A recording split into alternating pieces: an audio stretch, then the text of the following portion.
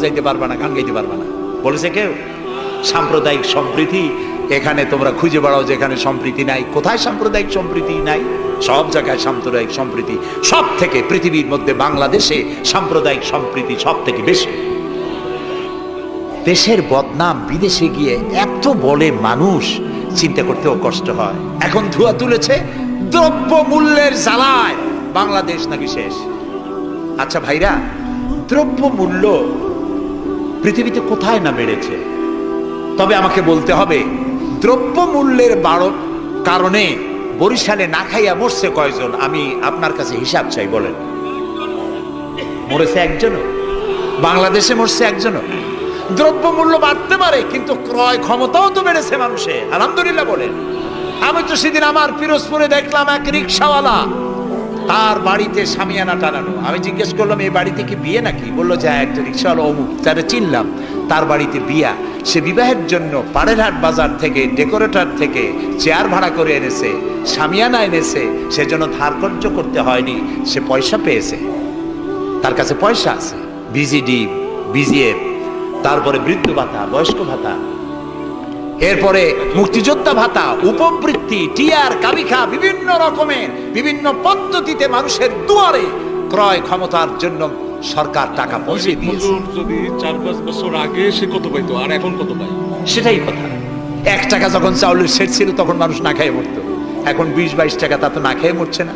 আলহামদুলিল্লাহ বলে, আলহামদুলিল্লাহ বলে। সুতরাং এই সব বাজে কথা বলে মানুষকে বিভ্রান্ত করার কোনো সুযোগ নাই। যাক, এটা আমার পয়েন্ট না।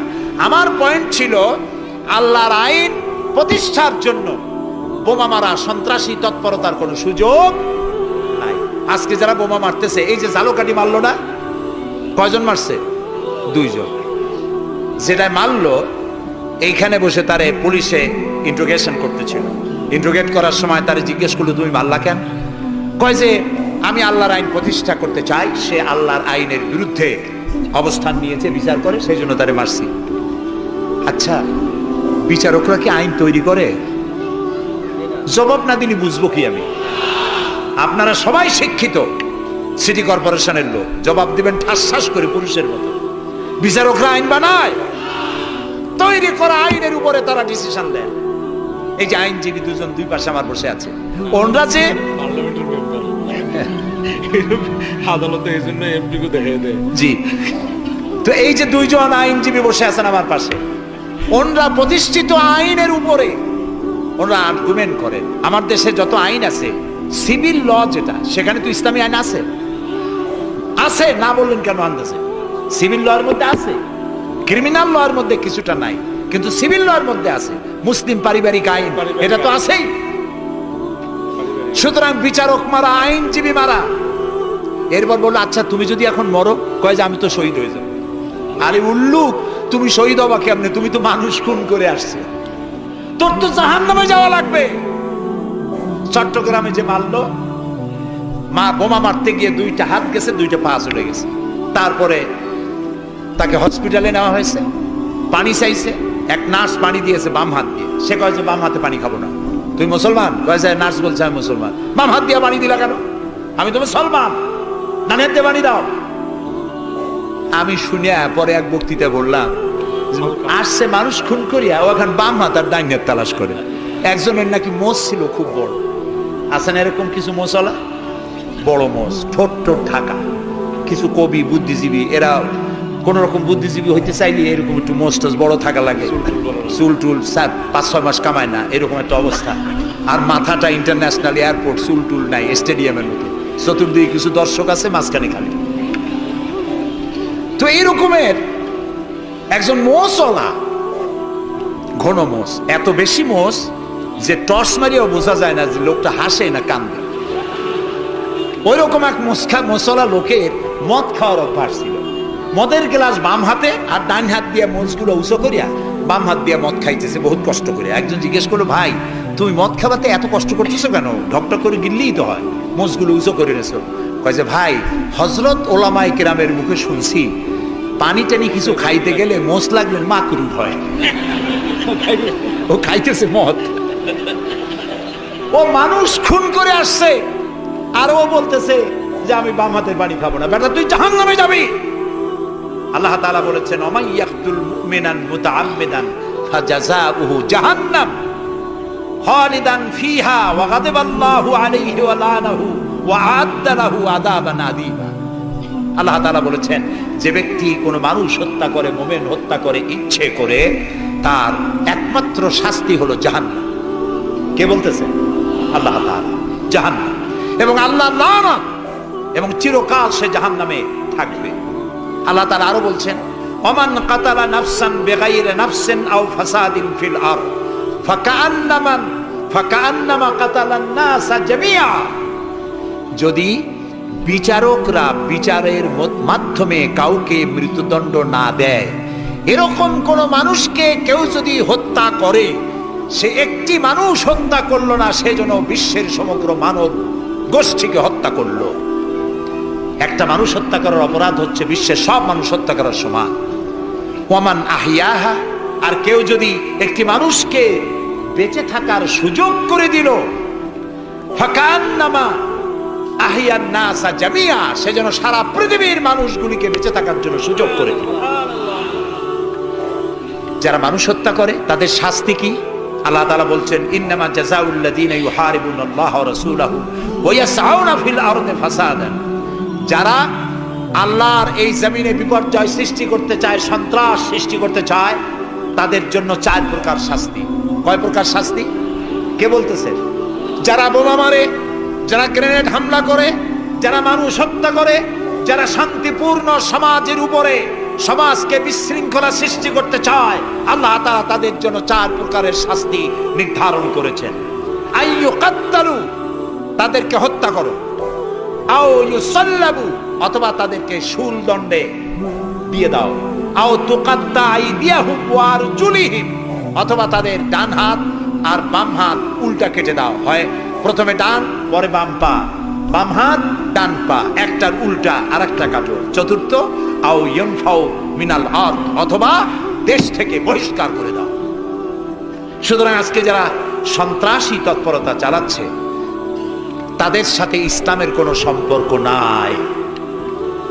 পত্রিকার মাধ্যমে, এক শ্রেণীর সাংবাদিকতার মাধ্যমে, এক শ্রেণীর ধর্মনিরপেক্ষ রাজনীতিবিদরা এই সমস্ত সন্ত্রাসের দোষ আলেমদের মাথায় উঠায় দিতে চেয়েছিল। আল্লাহ আমাদের রক্ষা করেছেন, আলহামদুলিল্লাহ। বাংলাদেশের সমস্ত মসজিদ, মাদ্রাসার ইমাম, শিক্ষক, আলেম, ওলামা, পীর, বুজুর্গ সব ময়দানে নেমে পড়ে প্রতিবাদ জানিয়েছে ইসলামের সাথে এর কোনো সম্পর্ক নাই, সম্পর্ক থাকতে পারে না। বিদায় হজে শুনতেছেন, নবী করিম সাল্লাল্লাহু আলাইহি ওয়াসাল্লাম বক্তব্য রাখছেন। বিদায় হজে নবী করিম সাল্লাল্লাহু আলাইহি ওয়াসাল্লাম বললেন, ও সাহাবীরা, আজকের কোন দিন? তারা বললেন, আজকে 9 জিলহজ, ইয়াউমে আরাফা। এটা কি মাস? তারা বললেন, জিলহিজ্জা, এটা জিলহজ মাস। যে ঘর তোমরা তওয়াফ করে, এই ঘরটা কার? সাহাবীরা বললেন, এটা আল্লাহর ঘর। নবী করিম সাল্লাল্লাহু আলাইহি ওয়াসাল্লাম বললেন, আজকের দিন, আরাফাতের দিন যেমন পবিত্র, আজকের মাস যেমন পবিত্র, আল্লাহর ঘর যেমন পবিত্র, তোমাদের একের রক্ত আরেকজনের কাছে সেই রকম পবিত্র। সুবহানাল্লাহ বলেন। রাসূলুল্লাহ বলছেন, একটি মানুষ হত্যা করা কত বড় অপরাধ শোনো। গোটা বিশ্ব ধ্বংস হয়ে যাওয়া আল্লাহর কাছে সহজ, একটা মানুষ হত্যা করা এর থেকে বেশি কঠিন আল্লাহর কাছে। এবং কিয়ামতের দিন আল্লাহ সর্বপ্রথম হত্যার বিচার করবেন। কাবিল আর হাবিলের বিচার দিয়া রক্তের বিচার শুরু হবে সর্বপ্রথম। সুতরাং হত্যা করা সন্ত্রাসবাদীদেরকে আপনারা ধরিয়ে দেবেন। জেএমবি নামে, জিহাদের নামে যারা কলঙ্ক সৃষ্টি করেছে ইসলামের, তাদের ব্যাপারে কোনো ছাড় দেওয়া যাবে না। সুইসাইড করা, এইভাবে আত্মঘাতী বোমা ছেড়ে দিয়ে যারা মৃত্যুবরণ করে, তাদের ব্যাপারে আল্লাহ তাআলা বলেছেন, ওয়ালা তাকতুলু আনফুসাকুম, তোমরা আত্মহত্যা করো না। আত্মহত্যা করা হারাম। আত্মহত্যা করা কি? আত্মহত্যাকারীদের জানাজা নাই, গোসল নাই, কাফন নাই, জানাজা নাই। আত্মহত্যা যারা করবে, কিয়ামতের দিন আল্লাহর জান্নাত হারাম, চিরকাল জাহান্নামে থাকবে। জি, যে অস্ত্র দিয়ে আত্মহত্যা, আপনি তো হাদিসও জানেন। রাসূলুল্লাহ বলেছেন, রাসূলুল্লাহ বলেছেন যেটা দিয়ে সে নিজেকে হত্যা করবে ওই অস্ত্র দিয়ে তাকেও সে নিজেকে নিজে ওইটা দিয়ে আত্মহত্যা করতেই থাকবে কিয়ামতের দিন। বলেন নাউযুবিল্লাহ। প্রিয় ভাই সব, আমি ইসলাম আপনাদের সামনে বুঝাচ্ছিলাম। মারামারি কাটাকাটির মধ্য দিয়ে ইসলাম আসে নাই। ইসলাম এসেছে ভালোবাসা, আন্তরিকতা, প্রেম, উদারতা, ঔদার্য, মহব্বত আর রাসূলের অনুপম চরিত্র মাধুর্যের মধ্য দিয়ে ইসলাম প্রতিষ্ঠিত হয়েছে। এর থেকে শান্তির ধর্ম, এর থেকে ভালো জীবন ব্যবস্থা, এর থেকে সায়েন্টিফিক জীবন ব্যবস্থা পৃথিবীতে আর নাই। এই ইসলাম এর মধ্যে আল্লাহ আমাদেরকে পয়দা করেছেন, বলি আলহামদুলিল্লাহ। আজ আর বলবো না, বাকি কথা বলবো আগামীকাল ইনশাআল্লাহ। আর ঢাকা থেকে কয়েকটা লাইব্রেরি, মোবাইল লাইব্রেরি এসছে, এখানে বইপত্র পাওয়া যায়। বিশেষ করে যে কোরআনের তাফসীর আমি করতেছি, এতক্ষণ কোরআনের ব্যাখ্যাই বলেছি। এই কোরআন শরীফের বাংলা অনুবাদ আল কোরআন একাডেমি লন্ডন ওরা করেছে 750 পৃষ্ঠা কোরআনে কারীম, একদিকে আরবি আর একদিকে বাংলা, সুন্দর সহজ সাবলীল অর্থ করা। এটি মাত্র 120 টাকা হাদিয়ায় তারা দেয়। এটি ছাপা খরচও না, শুধু মানুষেরা বেশি করে জানুক সেই জন্য তারা বিতরণ করছে। আপনারা নেওয়ার সময়, যাওয়ার সময় নিয়ে যাবেন। আর তাফসীর জানার জন্য তাফহিমুল কোরআন, বর্তমান বিশ্বের শ্রেষ্ঠ তাফসীর তাফহিমুল কোরআন পড়ার আহ্বান জানাচ্ছি। এখন মোনাজাত হবে। আগামীকাল আপনারা আপনাদের ভাই, আত্মীয় স্বজন সবাইকে নিয়ে আসবেন, যাতে ইসলাম কি তার ব্যাখ্যা পূর্ণাঙ্গভাবে আমরা জানতে পারি। 19 নম্বর আয়াত সূরা আলে ইমরানের ব্যাখ্যা কালকে দেওয়া হবে। ربنا ظلمنا أنفسنا وإن لم تغفر لنا وترحمنا لنكونن من الخاسرين। আয় আল্লাহ তাআলা, হাজার হাজার মুসলমান নরনারী দীর্ঘক্ষণ ধরে তোমার কোরআনের কথা শুনেছি, নবীর কথা শুনেছি। আল্লাহ তাআলা মেহেরবানি করে আমাদের জিন্দেগীর গুনাহ খাতাকে মাফ করে দাও রব্বুল আলামিন। तमाम পৃথিবীর মাটির নিচে যত মুমিন মুমিনাত শুয়ে আছে তাদেরকে ক্ষমা করে দাও। আল্লাহ তাআলা আমাদের প্রিয় জন্মভূমি বাংলাদেশের উপরে তোমার রহমত নাজিল করো। হায় আল্লাহ তাআলা, এই দেশে শান্তি, শৃঙ্খলা, সমৃদ্ধি, এদেশের গণতন্ত্র, এদেশের সাম্প্রদায়িক সম্প্রীতি, এদেশের অখণ্ডত্ব, অস্তিত্ব কিয়ামত পর্যন্ত তুমি অক্ষুণ্ণ রাখো।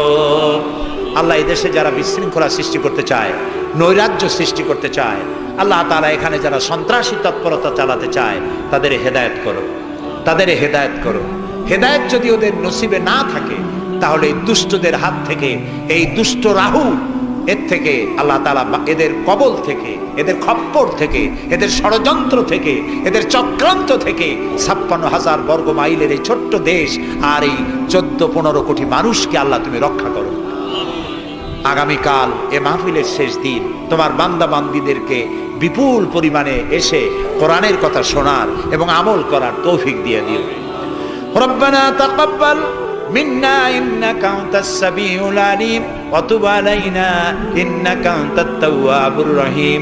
সুবহানা রাব্বিকা রাব্বিল ইজ্জাতি আম্মা ইয়াসিফুন ওয়া সালামুন আলাল মুরসালিন আলহামদুলিল্লাহি রাব্বিল আলামিন। ওয়াজআল আখিরা কালামিনা ইনদাল মাউত লা ইলাহা ইল্লাল্লাহু মুহাম্মাদুর রাসূলুল্লাহ।